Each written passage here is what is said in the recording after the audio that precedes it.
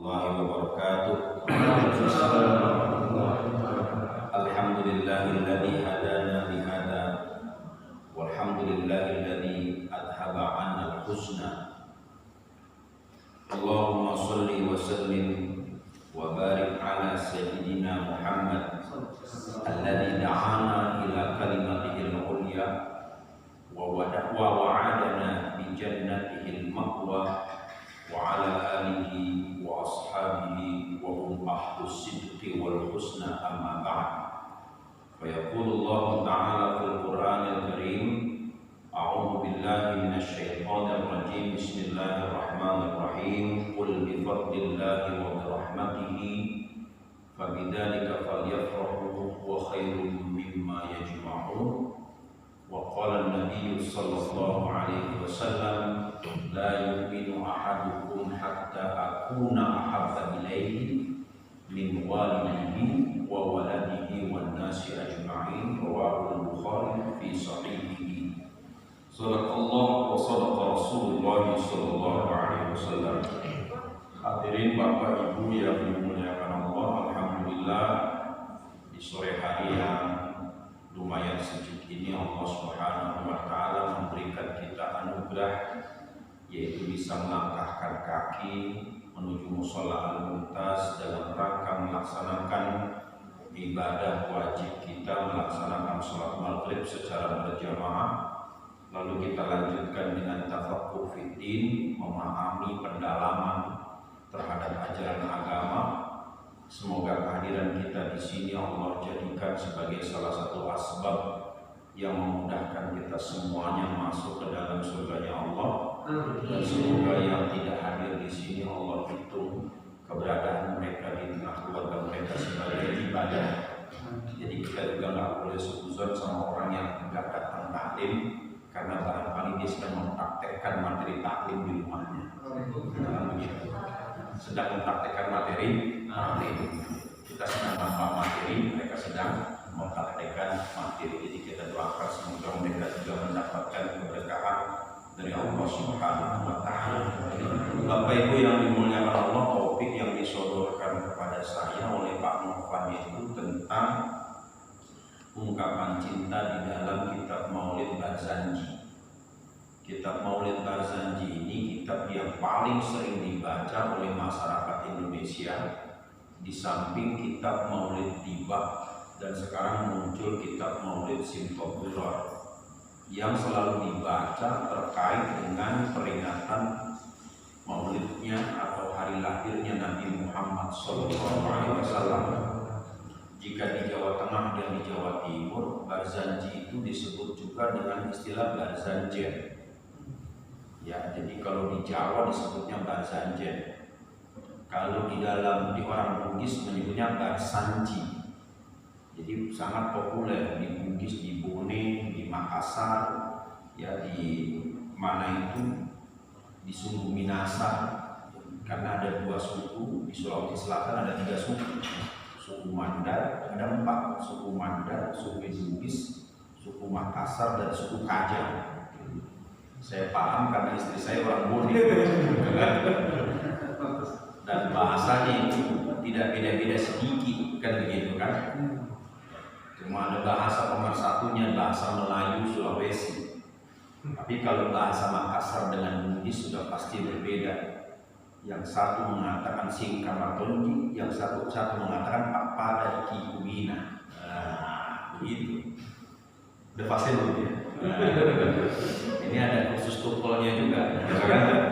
Tukul bahasa Bugis.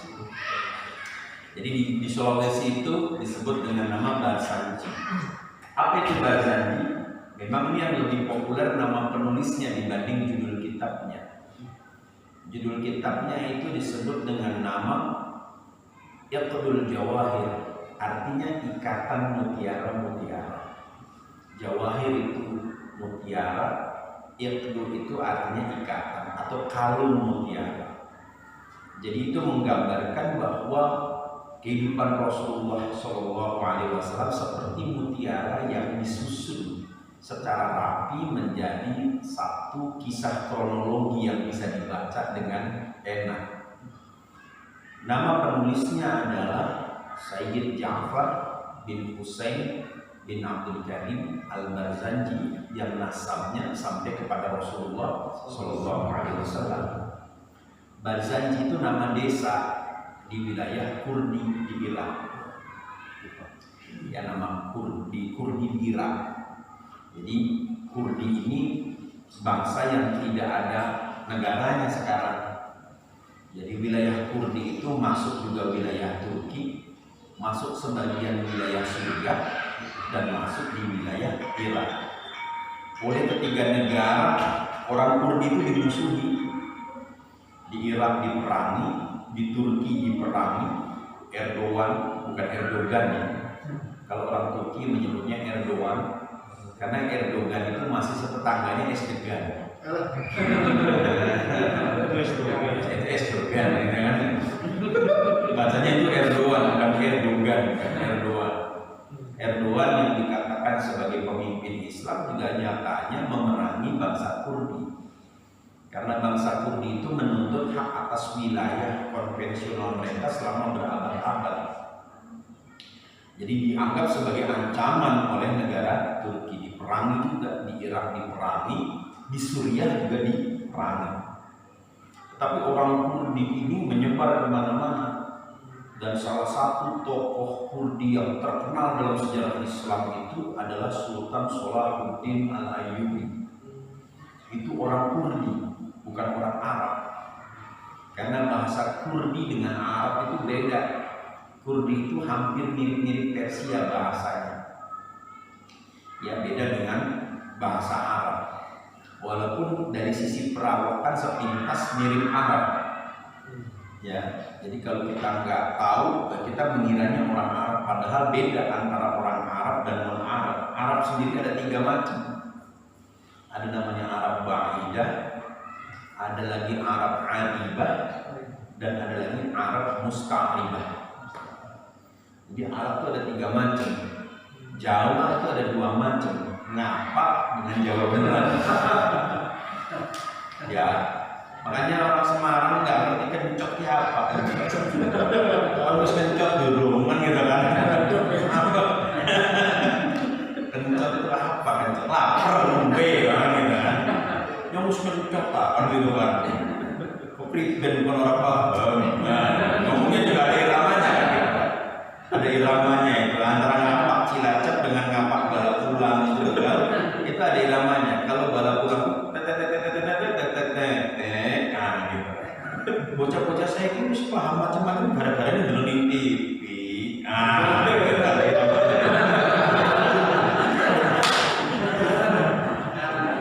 Itu contoh ya, ini contoh, sekedar contoh. Karena bapak saya ngapak gitu kan, jadi orang ngapaknya orang pena. Gitu. Satu waktu pernah ketemu direktur BUMN dalam acara buka puasa. Awalnya ngobrol formal betul, bapak tinggal di mana? Oh, dia formal betul. Akhirnya saya tanya, bapak asli dari mana? Saya dari Purwokerto. Oh, pada nggak pakai rohnya.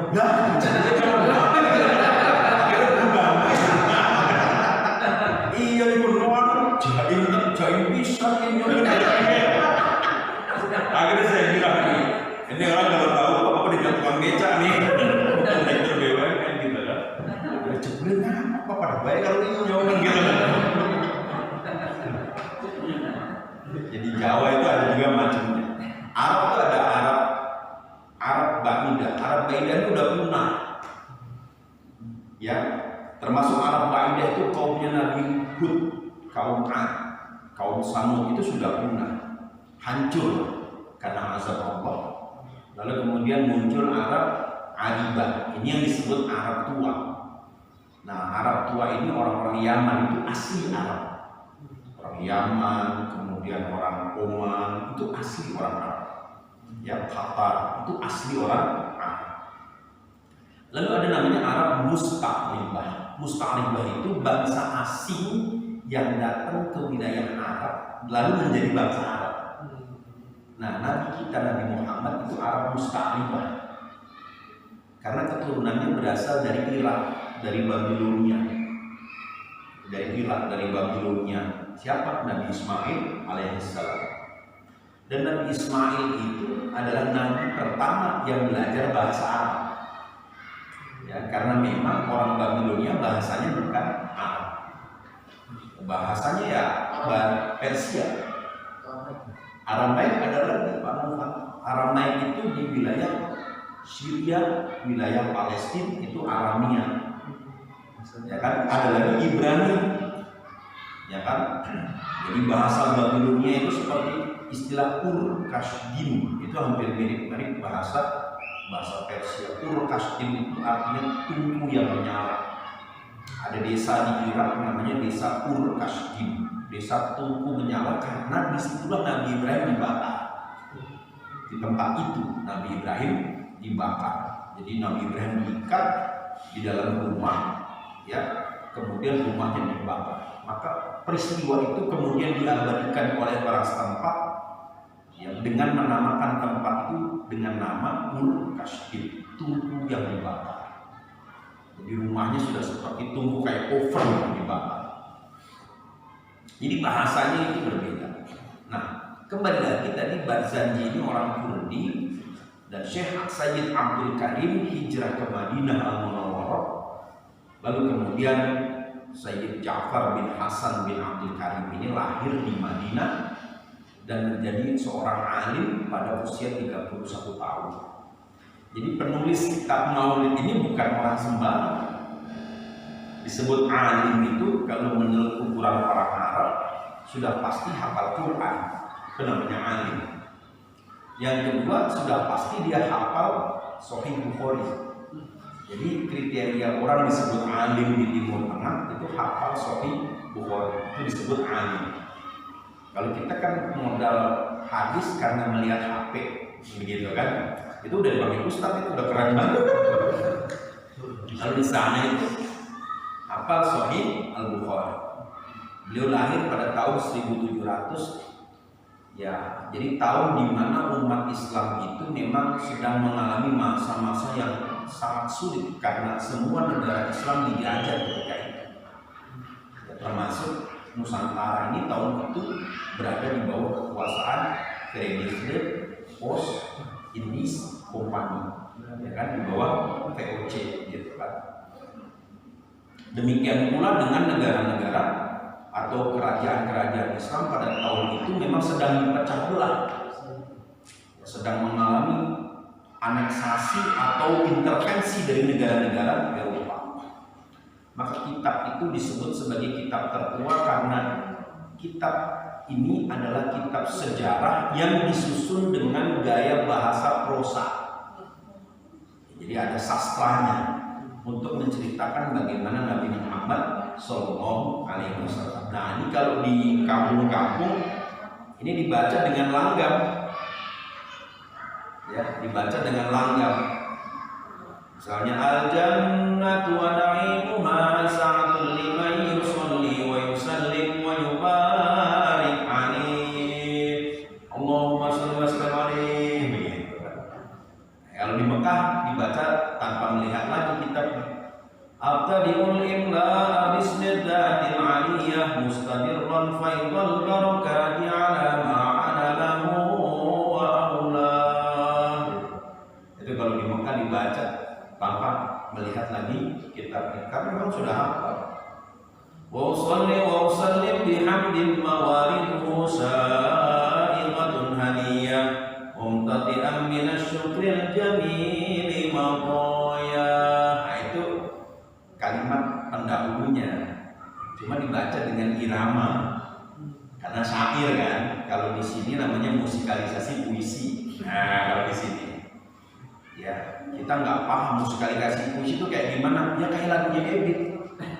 Lagunya Ebit itu adalah puisi yang dinyanyikan, gitu kan. Izinkanlah ku kecup keningmu, kan gitu kan. Jangan, ya kan, bukan hanya di dalam angan, itu kan sebenarnya syair, gitu kan. Esok pagi kau buka jendela akan kau dapatkan seikat kembang merah, kan gitu. Itu nggak alay gitu, itu benar-benar sastrawan gitu kan. Kalau sekarang kan pepet kalau sekarang gitu kan. Apa gitu kan, nggak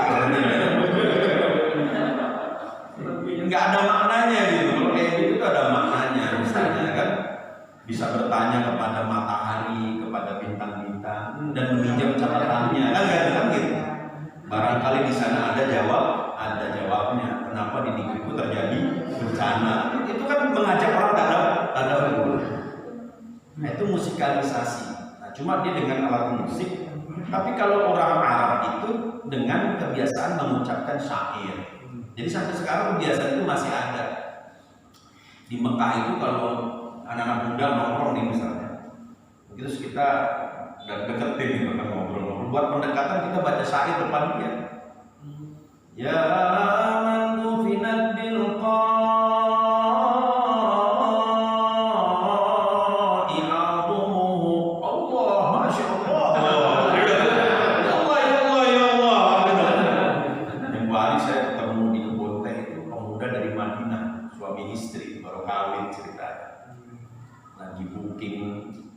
booking bungalow di Gunung Mas. Saya lihat wah di Saudi kan gitu. Ini akhirnya saya deketin kan gitu kan. Ini dari Saudi katanya kan. Ayo dari Saudi katanya. Iya dari Saudi. Min ain Madinah. Ana min Madinah bin Nabi. Saya dari Madinah. Wah, saya bilang cocok. Saya tanya, hal Jakarta, ya kan? Khatu fawqa qabrinan, apal enggak itu khat yang di atas makamnya Nabi? Ana enggak hafal, saya enggak hafal. Nah, nih dengerin ya. Ya man ufinat bil qai'adu. Ya Allah, langsung cium. Masya Allah. Allah. Lumayan dapat $100 gitu kan. Lumayan, itu cara ngelobi orang. Kita lebih soleh daripada dia. Wah, orang begini banget. Ajib, masya Allah. Ajib ya Allah. Itu salah satu diplomasi ya pendekatan. Orang Arab seneng banget. Allah, masya Allah. Inta khafifud dabbur. Bahasa kita lu nyenengin banget sih lu kan gitu. Bahasa kita begitu. Ketemu lagi orang Arab di Taman Safari lagi merokok buat Saudi ya. Terus saya tegur aja kan, mamnu tadkhir, nggak boleh merokok. Ada lisa fi Makkah, orang Makkah lu kan gitu kan. Di Makkah dilarang lu, ada lisa fi Makkah. Ini bukan di Makkah, santai aja bro. Jadi PDKT ini. Kebiasaan orang Arab itu sampai sekarang itu dari zaman Rasulullah itu selalu mengungkapkan kecintaan atau perasaan dengan syair. Itu sampai sekarang. Itu menunjukkan bahwa hati mereka itu halus. Makanya kita perlu belajar sastra, ya kan, untuk menghaluskan perasaan. Kayaknya anak sekarang nggak romantis nih. Coba lihat, ya kan, bergol-bergol atau hamil, kan gitu kan? Saya perhatikan begitu. Nggak belajar sastra kan gitu kan? Gitu kan? Ya, kalau ada sastra kan belok-beloknya ada kan gitu kan? Dulu tuh kalau namanya pacaran tuh kirim surat cinta tuh kayaknya seneng banget kan gitu kan. Kalau sekarang WA kan gitu kan. Surat cinta tuh nitip lagi ke teman kan gitu. Katanya nggak nyampe. Maka ada istilah pagar makan tanaman kan gitu kan. Jadi sastra itu penting. Nah, Quran itu bukan sastra tetapi disampaikan dengan muatan sastra. Coba bait-bait Quran itu in semua. In atau gabungan in. Ya. Inna abana lafi dhalalin mubin. Kan gitu kan?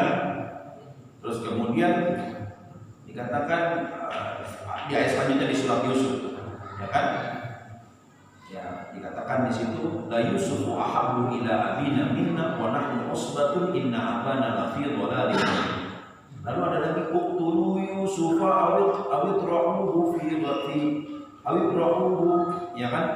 Fi awitrahuhu fil ardi. Dikatakan kemudian summa takunu ba'da dzalika minas shalihin. Jadi sudah ada in, di bawahnya in. Nah, jadi ada ungkapan sastranya. Itu tujuannya supaya memang enak dibaca. Makanya Quran enak dibaca. Ya kan? Apalagi kalau kita paham maknanya, begitu ayat yang bercerita tentang kisah dibaca, itu seolah-olah kisahnya itu ada di bayangan kita. Ya kan? Kisah ketika Nabi Musa melihat Nabi Khidir membunuh anak kecil, itu terbayang gitu. Dan memang di antara mukjizat Quran itu dia mempengaruhi orang yang membaca dan juga orang yang mendengar. Maka kata Abu Jahal itu sihir itu Quran.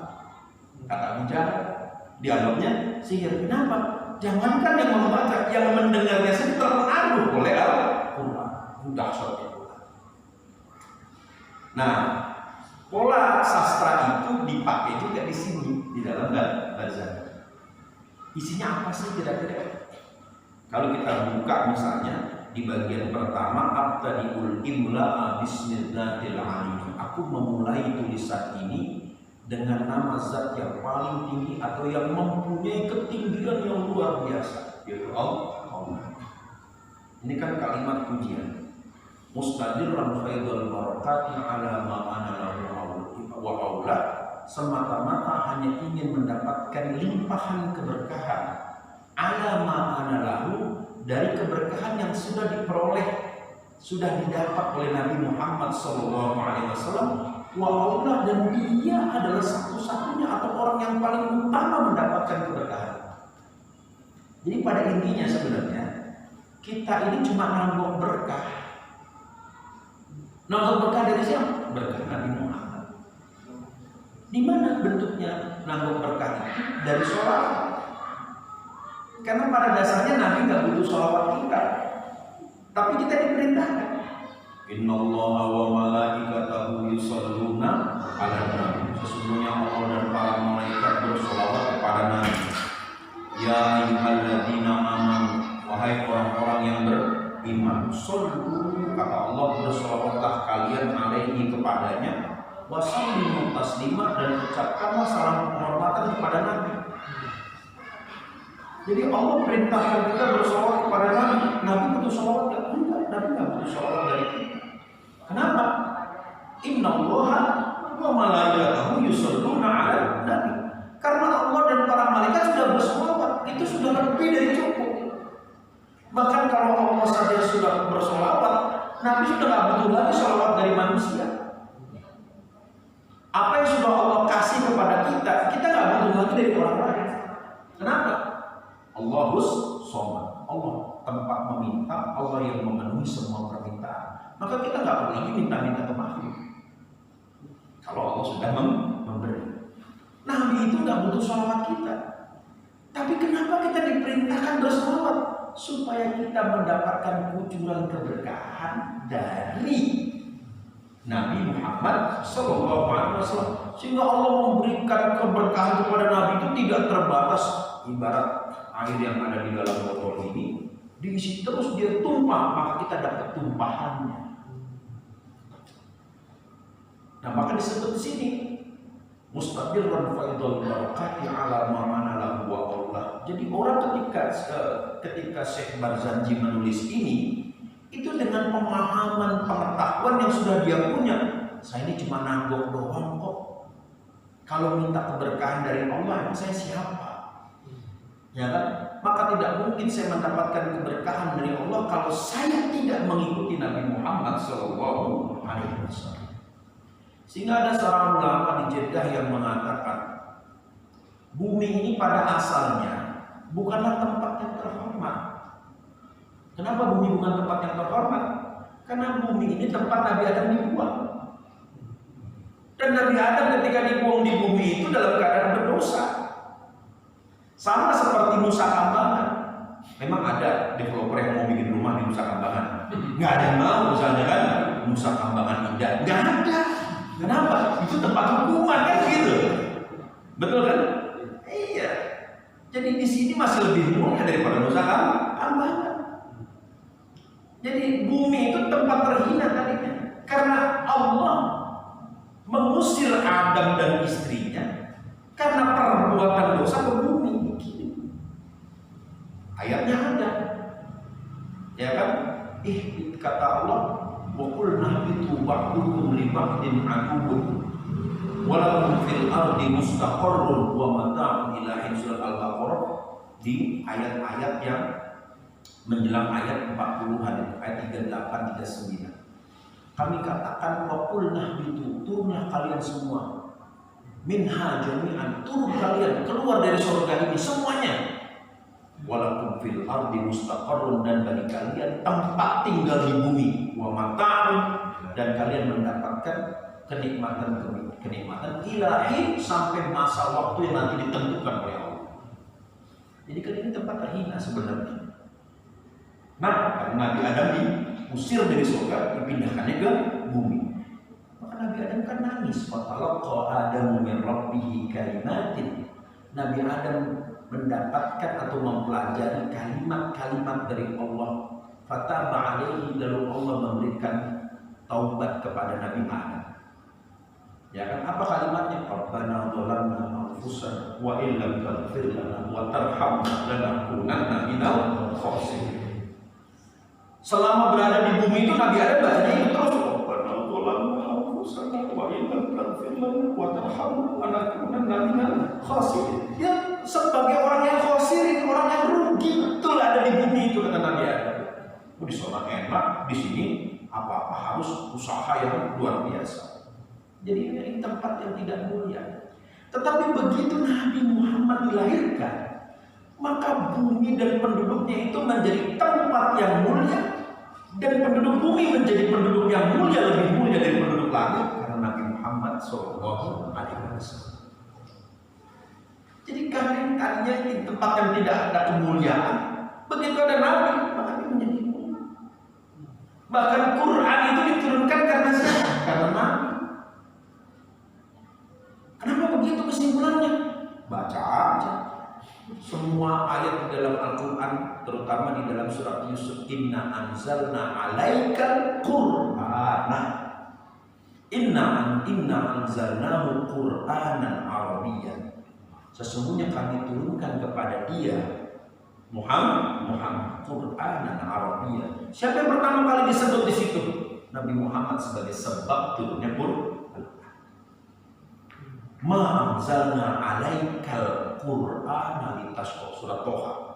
Ma anzalna, tidaklah kami turunkan, alaika, kepadamu wahai Nabi, Al-Qur'ana, Al-Quran itu litashqa, supaya kamu susah. Enggak mungkin kami turunkan Quran itu bikin kamu susah.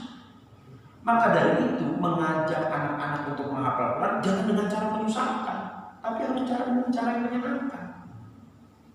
Ngajar anak baca Quran itu harus dengan cara yang menyenangkan. Kenapa?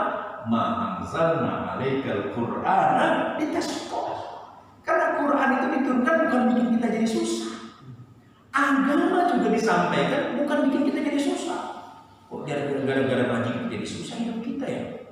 Jadi takut jahiliyah. Mana gitu? Ini haram. Hidupku jadi susah amat ya. Kerja di sini riba, akhirnya udah dagang cendol aja deh. Kan gitu kan. Sementara KPR bulanan 4 juta, 5 juta. Dagang cendol cuma dapat 1,5 juta. Gimana nih? Jual. Open kontrak. Akhirnya apa? Muncul lagi persoalan baru. Ternyata tidak selesai di situ. Agama bukan bikin kita jadi susah. Justru agama itu memberi solusi. Ini solusi. Jangan kemudian apa-apa ketika kita susah kita mengatakan ini ujian dari Allah. Kata Allah, kayaknya gue gak pernah ngasih ujian kayak gitu deh. Seringkali orang itu mencocok-cocokkan hawa nafsunya itu dibawa-bawa nama Allah supaya cocok gitu loh. Padahal kata Allah belum. Enggak sih, gak ngasih kayak gitu. Itu kamu lagi nyari-nyari. Soal yang kayak gitu tuh kamu cari sendiri kali, kan gitu kan? Nggak ada dari panitia resmi, nggak ada. Coba tanya panitia ujian mereka, mana ada? Nah, kita kayak, jadi bumi ini dia menjadi mulia karena Nabi Muhammad SAW. Maka umat Nabi ini mulia. Siapa yang mengikuti Nabi Muhammad, dia akan mendapatkan kemuliaan karena mengikuti Nabi. Ya kan? Nah, kemudian di dalam kitab ini juga dibahas, misalnya pertama tentang nasab. Ini penting masalah nasab. Dikatakan wa ba'u faqulu wa sayyiduna Muhammad bin Abdullah bin Abdul setelah saya mengucapkan tahmid, mengucapkan sholawat kepada Nabi, barulah saya sebutkan Nabi Muhammad itu adalah bin Abdullah bin Abdul Muthalib. Ini orang yang paling jelas nasabnya sampai hari ini, ya kan? Nabi itu hafal 27 ke atas nama garis keturunan Muhammad bin Abdullah bin Abdul Muthalib bin Hashim bin Hashim dulu, bin Hashim bin Abdul Manaf, ya kan? Terus bin siapa lagi? Bin Qusay, ya kan? Bin siapa? Bin Qusay. Kemudian bin Kilab. Namanya bukan Kilab. Kilab itu artinya tukang mesin anjing. Kilab itu penggemar anjing. Asal dari kata kalbun, ya kan? Disebut Kilab penghalau anjing. Namanya Hakim nama aslinya. Jadi orang Arab begitu. Seringkali lakop itu lebih populer dari nama aslinya. Abdul Muthalib namanya bukan Abdul Muthalib, namanya Syaibatul Hamdi. Syaibatul Hamdi disebut Abdul Muthalib karena dia punya paman namanya Muthalib. Muthalib ini adalah kakek buyutnya Imam Syafi'i. Muthalib. Maka Imam Syafi'i selalu bilang Nabi Muhammad itu anaknya dua saya tuh, dengan bangga karena satu nasab, yaitu Abdul. Nah, Abdul Manaf sendiri namanya bukan Abdul Manaf, namanya Mughirah, Al-Mughirah, ya kan? Alladhi yadtamil irtiqa'u li'ulyah. Dia disebut Abdul Manaf itu karena semua kemuliaan orang Quraisy itu berkumpul di Abdul Manaf. Ini tokoh hebat, ya kan? Bin Qusay, kemudian bin Kilab, bin Murrah, bin Ka'ab, bin Lu'ay, bin Ghalib, bin Fihr. Fihr inilah yang namanya Quraisy. Ya. Kemudian di atasnya lagi ada yang bernama Malik, bin Nawdar, bin Kinanah, bin Khuzaimah, bin Mudrikah, bin Ilyas. Nah, Ilyas ini adalah orang yang pertama kali menghadiahkan onta kepada orang yang berziarah ke Ka'bah. Kalau ada orang ziarah, dia hadiahkan daging onta, dipotongkan onta, dijamu. Itu Ilyas. Lalu kemudian Ilyas ini, bin siapa lagi di atasnya Ilyas? Di atasnya Ilyas ini adalah bin Mudhar, bin Nizar, bin Ma'ad, bin Adnan. Adnan ada lagi di atasnya lagi, ya kan? Namanya bin Nebayot, Nebayot bin Ismail, bin Ibrahim, alaihi salam. Nah, cuma Rasulullah hanya menyebut sampai Adnan, ya kan? Rasulullah hanya menyebut sampai Adnan. Kenapa? Ya kita ikuti aja Rasulullah tawafnya di situ. Tetapi menurut kabar yang beredar di sekitar orang Mekah bahwa Adnan itu punya kakek bernama Nebayot. Nebayot itu adalah anak dari Ismail alaihissalam. Nah itu silsilah Rasulullah Shallallahu Alaihi Wasallam. Lalu kemudian ada yang mengatakan Nabi itu keturunannya bermasalah itu. Rasulullah mengatakan sebagaimana diriwayatkan oleh Abdullah bin Abbas, bisa kita temukan di dalam riwayat Imam Tabrani dan Imam Baihaqi. Rasulullah mengatakan ma waladani min sifahi ahlil jahiliyah syai'un. Saya ini tidak lahir dari kebiasaan atau dari perbuatan zina yang dilakukan oleh orang jahiliyah. Tidaklah saya dilahirkan dari praktek perzinahan yang dilakukan oleh orang-orang jahiliyah. Karena pada saat itu sudah lazim anak lahir dari perbuatan zina bapaknya. Ya kan? Si perempuan dia berhubungan dengan banyak laki-laki, sehingga akhirnya diundi. Dan mukanya mirip siapa? Kamu tidur sama siapanya? Sama 10 orang laki-laki. Mana panggil 10 orang? Dikocok. Ya kan? Begitu keluar balap kan dia kan gitu kan. Berarti di bapaknya kan begitu. Itu begitu. Dulu begitu. Dan itu terulang lagi sekarang. Sekarang terulang lagi kan. Sekarang terulang itu menjadi pergaulan yang biasa di kawasan Jabodetabek gitu kan. Dulu siapa yang dilindungi, siapa yang ngawinin kan begitu. Kalau sekarang kan main tunjuk berdasarkan WA-nya kan gitu kan. WA terakhir dari siapa? Dan dia, wah berarti memang dia pelakunya. Foto terakhir di IG bareng siapa? Bareng ini, ini berarti pelakunya. Padahal belum tentu ini.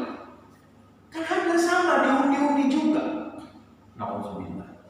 Maka Rasulullah mengatakan mawaladani min sifatil jahiliyyati syai'un, saya ini tidaklah saya dilahirkan dari praktek perzinahan jahiliyah. Lalu kemudian mawaladani illa nikahun kanikahil Islam, ya kan, saya tidak dilahirkan kecuali dari praktek pernikahan seperti nikahnya orang Islam. Jadi jelas nasabnya. Lalu kemudian di dalam sebuah riwayat Rasulullah SAW menyebutkan 100 nama neneknya, nenek perempuan, istri-istri dari kakeknya disebutkan. Ya, dimulai dari ibunya, ya, kemudian istri dari Hashim, istri dari Abdul Muthalib. Lalu kemudian istri dari Abdul Muthalib ini disebutkan nasabnya. Maka tidak ditemukan perempuan-perempuan itu berasal dari perempuan yang suka berbuat zina. Semua perempuan yang menjadi nasab keturunan Nabi adalah perempuan yang mulia dan terjaga kehormatan. Nah, di sini kita bisa menemukan sebuah kesimpulan bahwa yang menentukan masa depan anak itu ibu, bukan bapak. Yang paling menentukan masa depan anak itu orang perempuan, bukan orang laki. Karena bagaimanapun juga, ya, tanaman aglonema merah itu hanya tumbuh di media tanam yang bagus, bukan di tangan penjual yang bagus. Betul. Tanaman aglonema yang warna merah yang ibu-ibu suka itu kan, ya mas, orang ibu-ibu kan suka kembang tuh. Itu hanya tumbuh di media tanam yang bagus, bukan di penjual yang bagus. Ya, harganya mahal penjual. Harganya bikin mahal penjual. Tapi yang menentukan bagusnya adalah media tanam. Masa dia pakai gabus kan gitu kan? Bergantung pada media tanam. Artinya penjualnya paham gitu. Jadi artinya sesuatu yang bagus itu berasal dari bibit dan tempat menyemai yang bagus. Maka Mbah Maimun itu pernah ditanya, Mbah, kok sekarang banyak ustadz anaknya nggak jadi ustadz? Kok banyak kiai anaknya nggak jadi kiai? Ibu le, tergantung garwone, tergantung bojone. Nek saiki ustadz pengennya punya istri artis, gitu loh. Ustadz ini sekarang pengen punya istri selebriti, bukan hafizah, bukan perempuan yang cinta ilmu, kan gitu kan? Sehingga bagaimana mereka akan melahirkan seorang ustadz dan kiai lagi kalau mereka sudah sibuk dengan urusan dunianya sendiri?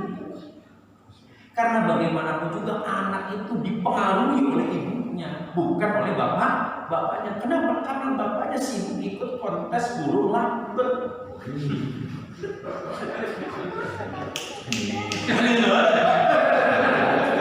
Kontes labet mana? Di daerah Sentul aduh, naik motor. Bapaknya sibuk samuri kan gitu loh kan gitu.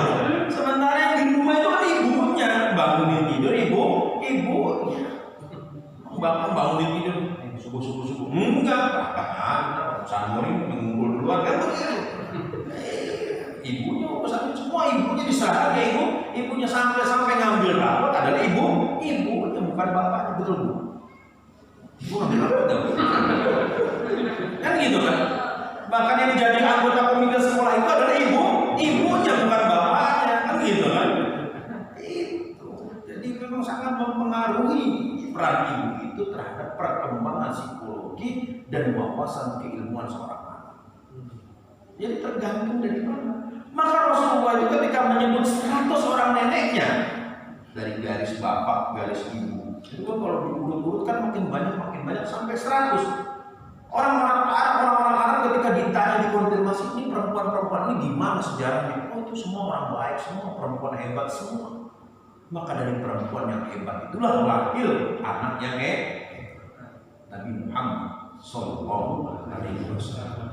3 menit lagi azan bisa. Ya, jadi disebutkan nasabnya yang luar biasa, maka dikatakan di sini oleh Syekh Barjandi ini. Ya, dikatakan wa kaifa la wasayyidul akram sallallahu alaihi wasallam wasitatul muntaqa. Bagaimana tidak bisa dikatakan bahwa ini adalah orang yang mulia, sedangkan perantara yang menyebabkan Nabi lahir itu adalah orang-orang yang bersih dari praktek-praktek jahiliyah. Orang-orang yang bersih, yang soleh pada masanya. Ya kan? Nah, beberapa waktu yang lalu kan ada ceramah lewat video beredar bahwa orang tua Nabi masuk neraka. Orang tua Rasulullah berada di neraka. Nah, orang yang sudah benci Islam enak nyerangnya. Lah terus bagaimana Nabi, kamu bisa percaya dengan nabimu nggak bisa selamatin orang tuanya masuk neraka? Kan dibalikinnya begitu. Kalau gitu Islam bukan agama yang benar. Kenapa? Nabinya nggak bisa selamatkan orang tuanya dari neraka. Terus kamu minta diselamatin, dia nyelamatin bapaknya aja nggak bisa. Maka para ulama dalam masalah itu hati-hati betul. Karena mengatakan bahwa orang tua Nabi masuk neraka itu bisa dihukumi murtad. Kenapa bisa dikatakan seperti itu? Kesimpulan kenapa bisa sampai seperti itu? Karena itu berkaitan dengan wibawa Rasulullah Shallallahu Alaihi Wasallam. Maka para ulama dulu kalau sudah berbicara tentang Nabi itu hati-hati betul. Jangan sampai pembicaraan itu meruntuhkan wibawa Nabi Muhammad Shallallahu Alaihi Wasallam. Saya ingat ya, kita ingat dulu pernah ada orang yang mengatakan Nabi Muhammad itu kecilnya nggak keurus, belekan, kan gitu kan? Ya kan, belekan. Ya namanya anak yatim, ya kayak kita pada umumnya. Beda. Ini khusus. Sampai dikatakan wa yatazilu sya'ruhu. Nabi Muhammad meskipun beliau tidak punya orang tua, ibunya meninggal waktu dia umur 6 tahun, bapaknya meninggal, diurus oleh kakeknya, kemudian diurus oleh pamannya, yang anaknya banyak. Wa yatazilu sya'ruhu, setiap dia bangun itu rambutnya seperti dalam keadaan tersisir rapi, kayak anak yang diurus. Dan wangi Nabi. Gak ada Nabi belekan, nggak cakep ganteng. Ya kan, kalau baca di dalam kitab Syama'il Muhammadiyah yang ditulis oleh Imam Tirmizi, kita bisa membayangkan bagaimana rupawannya Nabi Shallallahu Alaihi Wasallam, pipinya kemerah-merahan. Pipi Nabi itu kemerah-merah. Memandangnya itu membuat kita menjadi teduh. Ya kan, bahkan orang-orang yang membencinya itu setiap kali melihat Nabi bergetar hatinya. Bahwa ada keistimewaan. Ini orang bukan orang sembarangan, dia punya keistimewaan. Maka betapa berbahagianya perempuan-perempuan yang dinikahi oleh Nabi dan bahkan sampai bisa memberikan keturunan kepada Nabi Muhammad Sallallahu Alaihi Wasallam. Kenapa? Dinikahi Nabi sudah jaminan masuk surga. Sehingga perempuan-perempuan pada masa itu sangat berharap dinikahi oleh Nabi. Ada seorang perempuan bernama Ummu Salamah. Ummu Salamah ini ditinggal suaminya. Suaminya meninggal dunia syahid. Lalu kemudian Nabi kasihan melihat Ummu Salamah. Akhirnya Nabi melamar Ummu Salamah. Kata Ummu Salamah, aku kehilangan Abu Salamah, tetapi Allah mendatangkan ganti yang lebih baik dari Abu Salamah. Siapa? Nabi Muhammad Sallallahu Alaihi Wasallam. Kenapa perempuan yang dinikahi Nabi itu menjadi mulia? Karena setelah Nabi meninggal, jandanya Nabi tidak boleh dinikahi. Ada ayatnya di dalam surat Al-Ahzab ayat 50. Ya kan? Wala tankihu azwajahu ba'dahu abada. Jangan kalian kawini istri-istri Nabi itu setelah Nabi meninggal selama-lamanya. Maka Aisyah yang ditinggal Rasulullah wafat. Aisyah pada saat menjadi janda itu usianya baru 30 tahun, cantik-cantik. Usia 30 tahun. Tidak ada yang berani mengawini Aisyah. Kenapa? Ada ayat Quran yang melarang mengawini istri-istri Nabi. Karena Al-Quran mengatakan wa azwajuhu, ya kan? Dikatakan wa azwajuhu ummahatuhum, istri-istri Nabi adalah ibu bagi orang-orang yang beriman. Itu kemuliaan sih. Maka semua yang berhubungan dengan Nabi pasti mulia. Sehingga para ulama kalau sudah menggambarkan pribadi Nabi, hati-hati betul. Jangan sampai salah mengambil kesimpulan. Walaupun ada hadis yang mengatakan inna ummi finnar, ibu saya berada di dalam neraka, atau inna abi finnar, atau bapak saya ada di dalam neraka. Jangan kemudian kita menyimpulkan, oh kalau gitu bapaknya Nabi di neraka. Kenapa?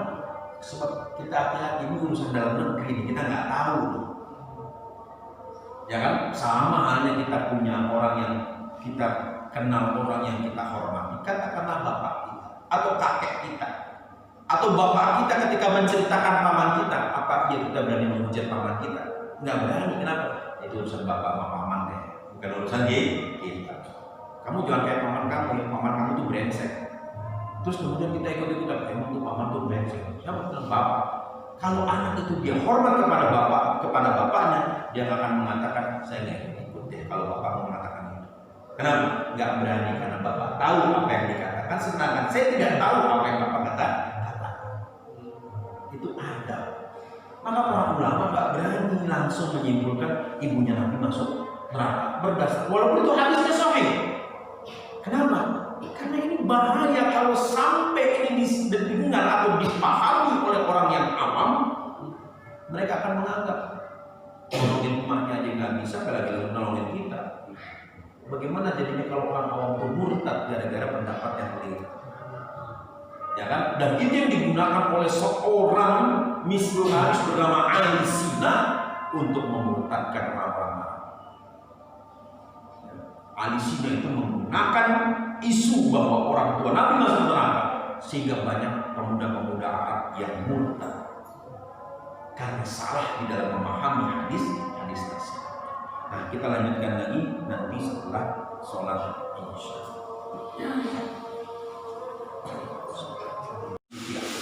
Kehamilan Aminah, ya.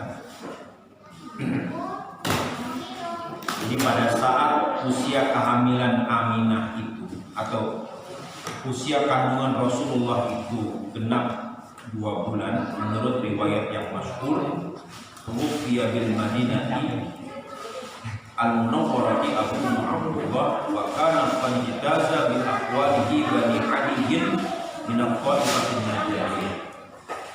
Jadi pada saat ini Rasulullah di dalam kandungan berusia 2 bulan, ayahnya bernama Abdullah itu wafat di Madinah ketika sedang berkunjung ke keluarganya, kabilah Bani Adi.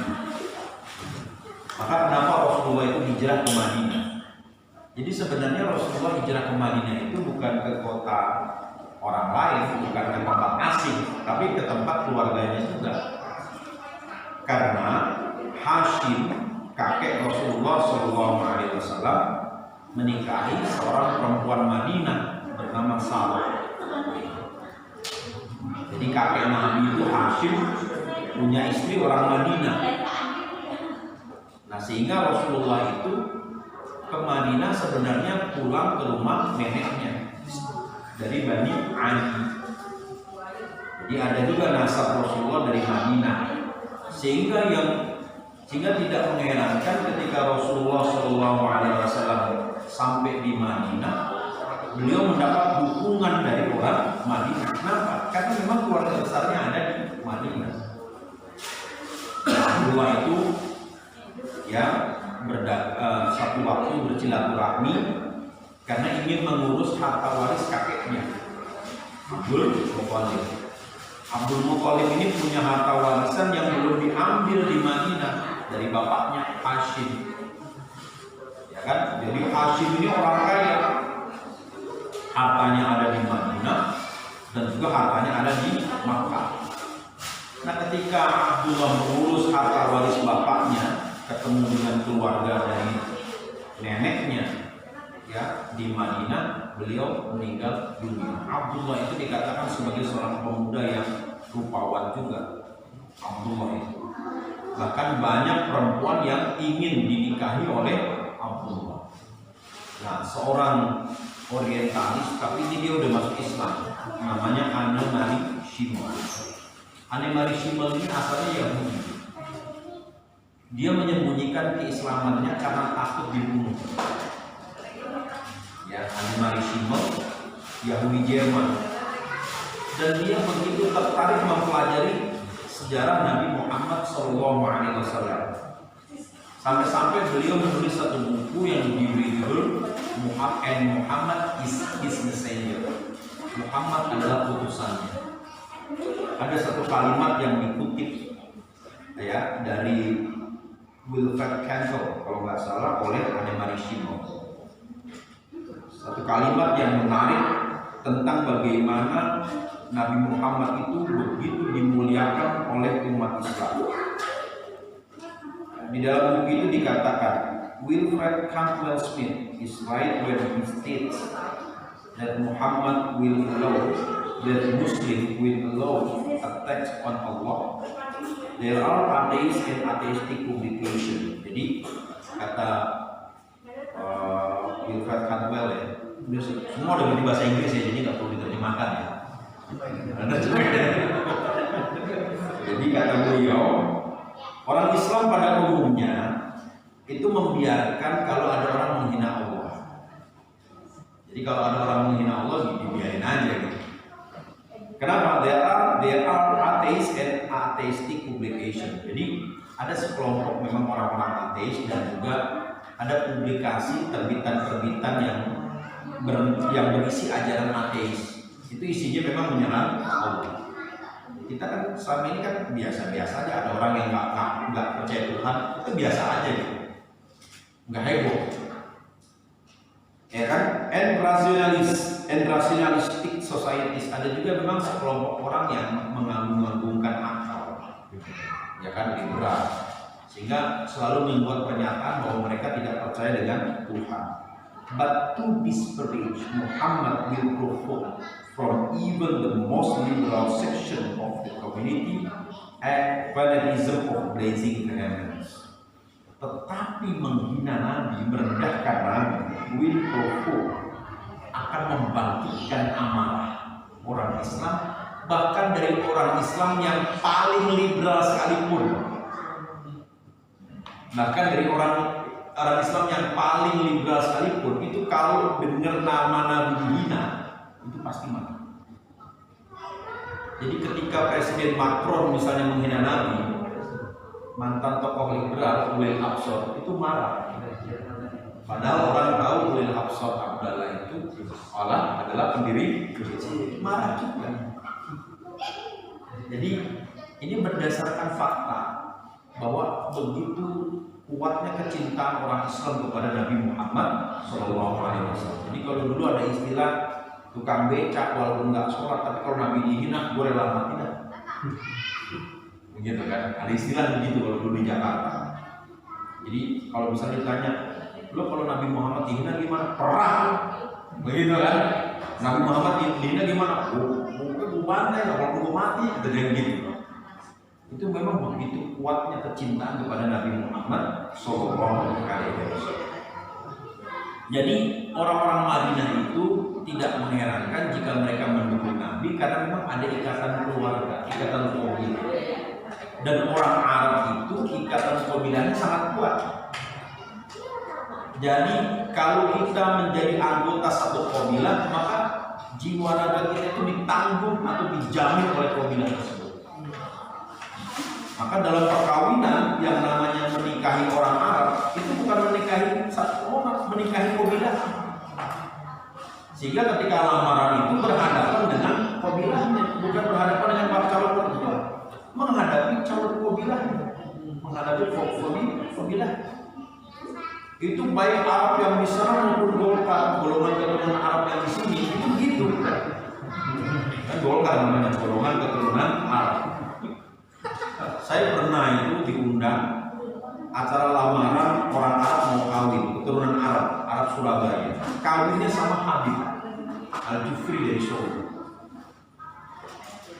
Itu ketika lamaran itu, jadi yang melamar itu ketua suku atau kepala kabilah Al-Jufri itu yang melamar, ketemu dengan kepala suku dari perempuan ini yang bukan Habib.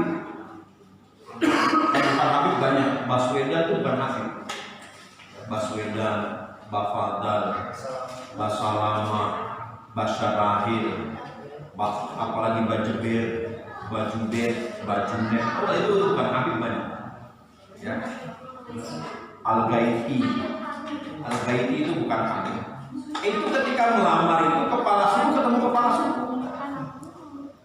Gimana nih? Anak-anak mau melamar anak antum nih, kan begitu.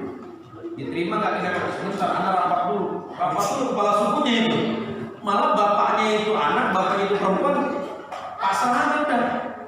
Kalau kepala sukunya bilang kayaknya nggak bisa diterima di keluarga kita, tolak aja, tolak, gitu kan? Atau diterima dengan syarat. Tergantung dia lihat posisi mobilahnya, ini derajatnya lebih tinggi apa enggak?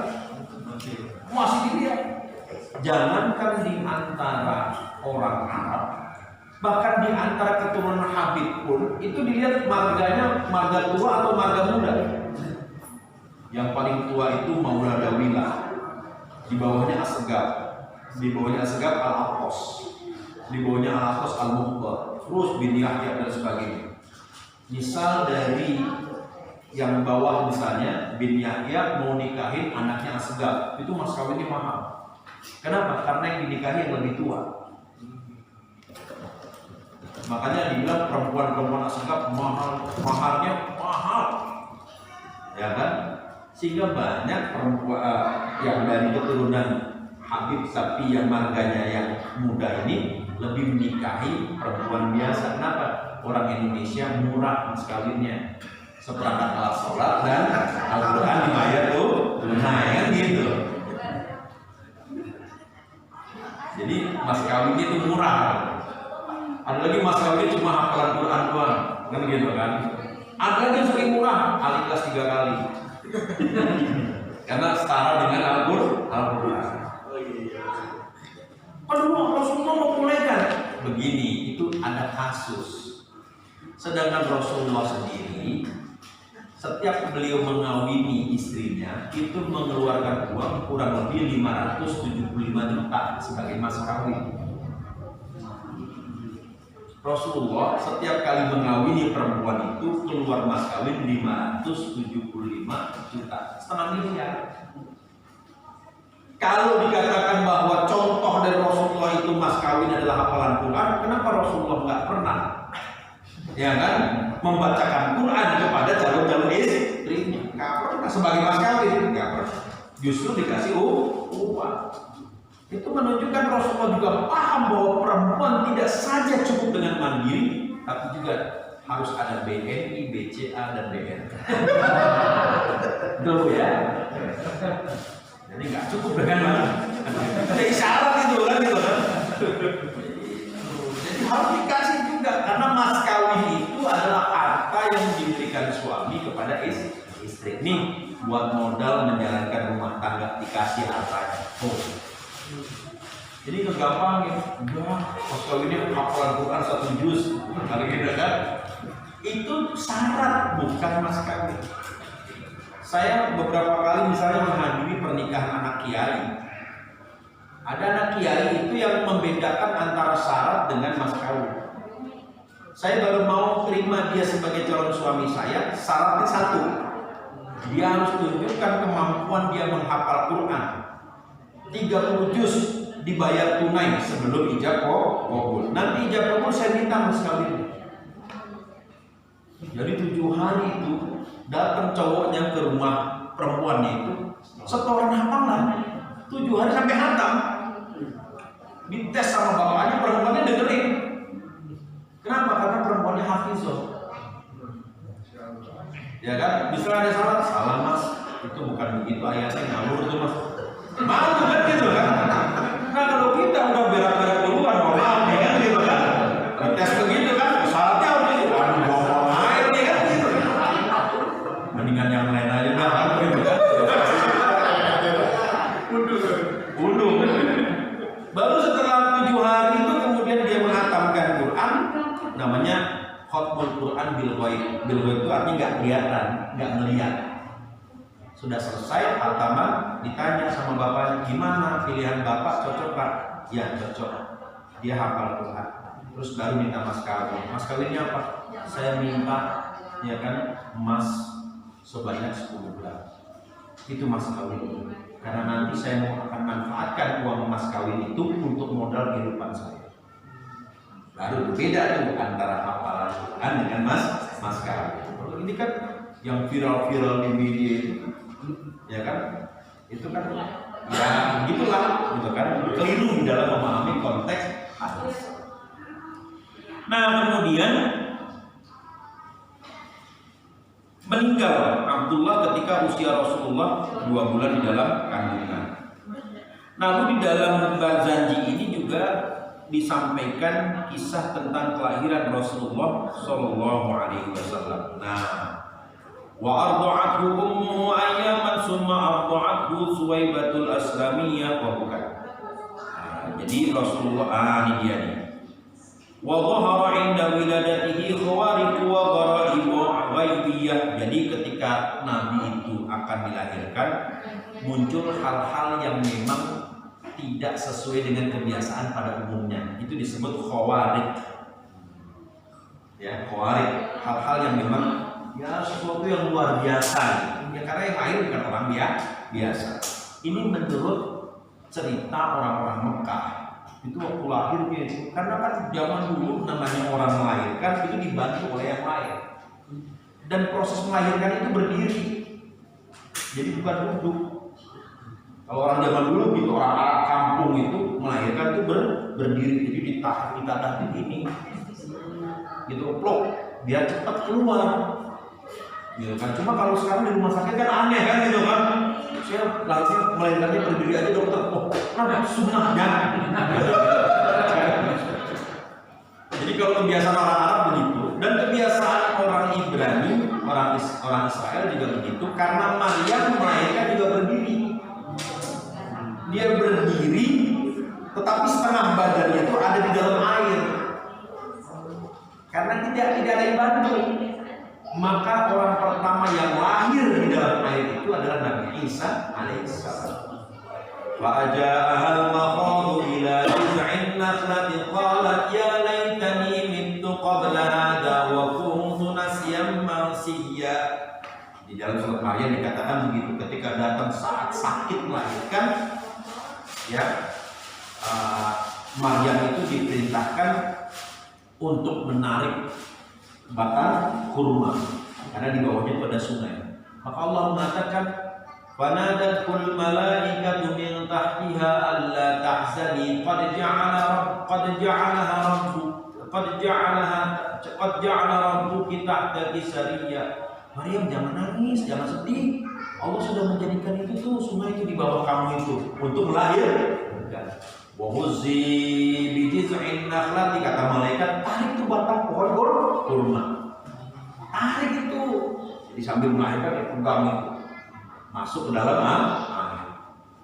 Maka itu untuk mengurangi rasa sakit. Keluarlah Nabi Isa alaihissalam. Baru kemudian goyangkanlah batang kurma itu, tusakit alaihi rutoban janinya, nanti akan berjatuhan kepadamu itu rutop kurma yang masih muda. Nah itu ternyata obat buat perempuan yang baru melahirkan. Itu. Jadi ayatnya ada di dalam Quran. Nah Aminah juga begitu, ketika beliau mau melahirkan itu ada peristiwa-peristiwa di luar nalar manusia yang dikatakan sebagai irhas. Jadi irhas itu adalah kejadian luar biasa yang dialami seorang nabi sebelum dia mendapatkan perintah risalah. Pada waktu usia anak-anak ada kejadian yang luar biasa, itu namanya irhas. Seperti tadi, beliau ibunya meninggal, bapaknya meninggal, kakeknya meninggal, tidak ada yang mengurus, tapi selalu tampil bersih seperti ada yang mengurus. Rambutnya kayak disisir rapi. Nabi itu rambutnya rapi, ya kan? Wajahnya bersih, selalu ada wangi-wangian. Itu namanya irhas. Kalau dalam istilah ilmu agama namanya irhas. Mukjizat itu begitu dia sudah mendapatkan tugas menyampaikan risalah, maka dia diberikan mukjizat. Mukjizat itu sesuatu yang melemahkan argumentasi orang lain. Maka Quran itu adalah mukjizat terbesar Nabi Muhammad Sallallahu Alaihi Wasallam, karena nabinya sudah meninggal, tapi mukjizatnya masih ada. yaitu Al-Quran. Nah, ini disebutkan ya, disebutkan lagi fazilatus sama hifdzan wa rudda'an hal maraddatu wa dabun nufusi syaitaniyah. Maka langit pun menambahkan perlindungan kepada Nabi, ya kan, dan menolak semua gangguan setan kepada Nabi.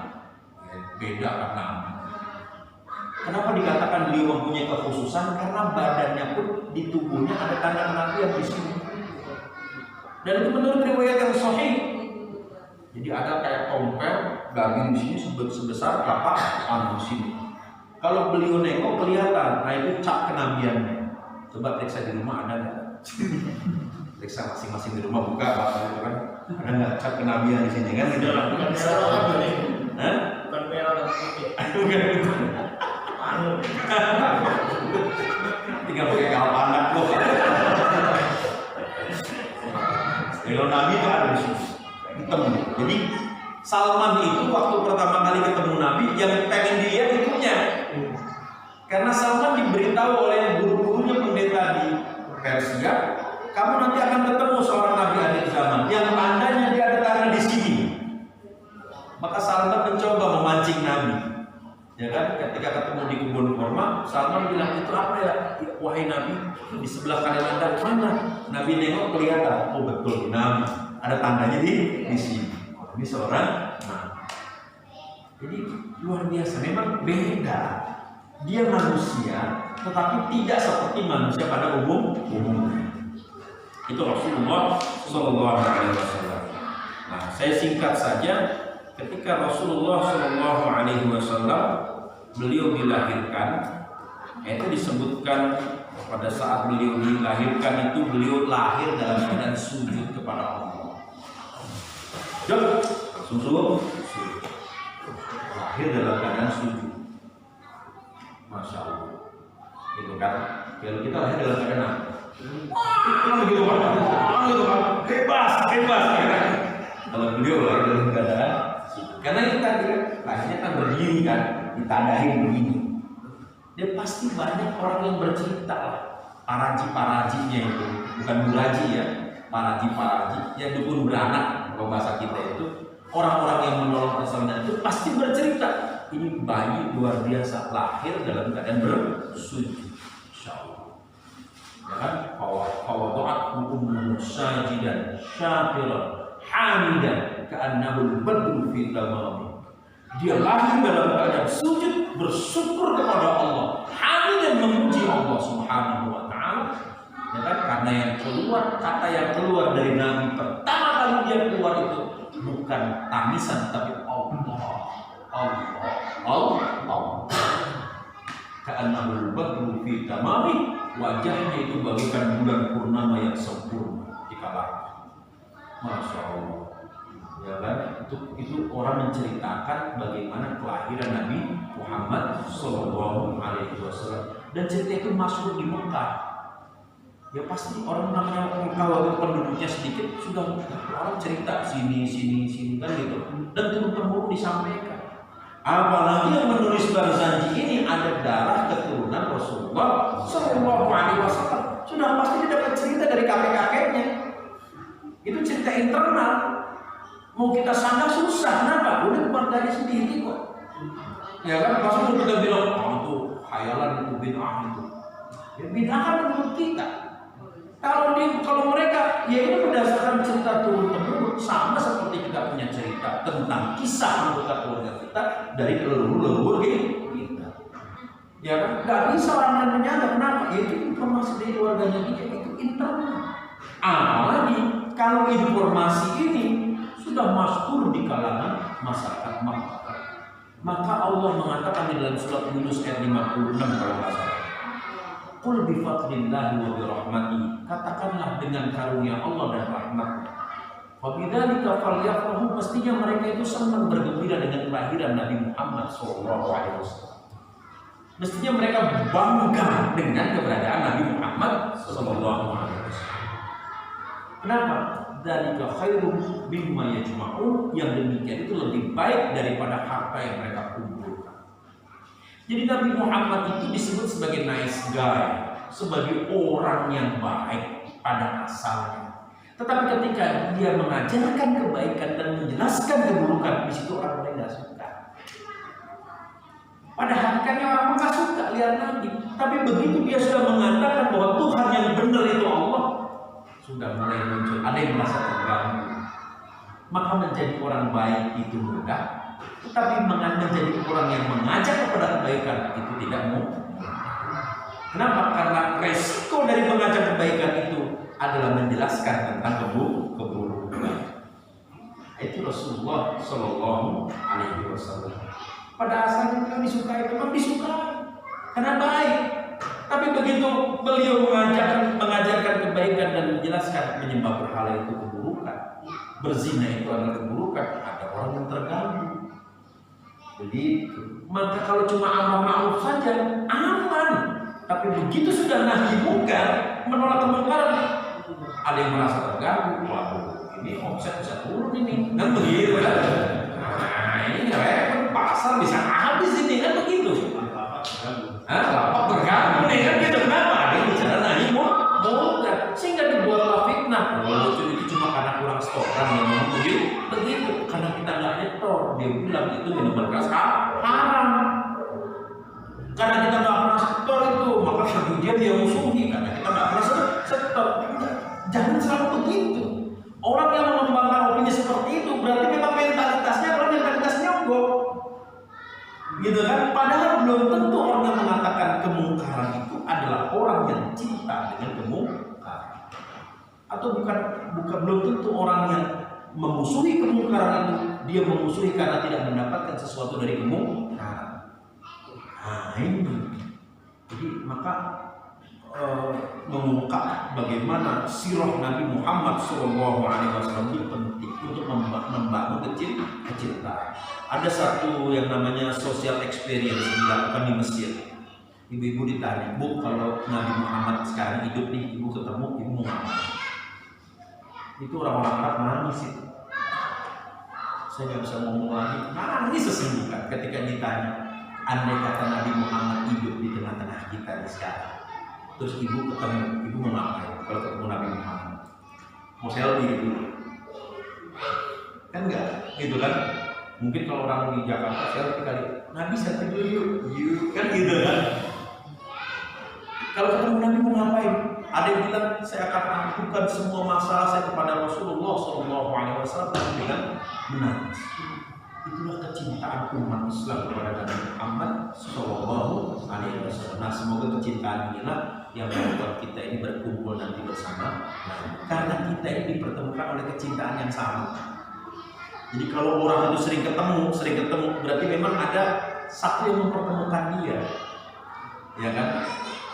Satu waktu ada seorang tokoh politik pada zaman Buya Hamka. Itu ngeledek Buya Hamka. Oh, Buya Hamka, saya di Mekah itu malah ketemu pelacur. Mana saya ketemu orang soleh? Enggak pernah ketemu orang soleh. Yang saya lihat itu pelacur aja di Mekah. Ya kan? Apa kata Buya Hamka? Orang itu akan ketemu dengan apa yang dia cari kok.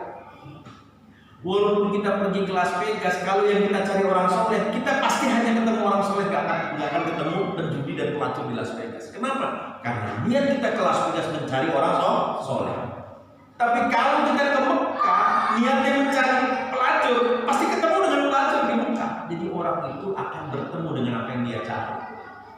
Maka siapa saja yang mencari keridhaan Allah di masjid, dia akan mendapatkan keridhaan Allah.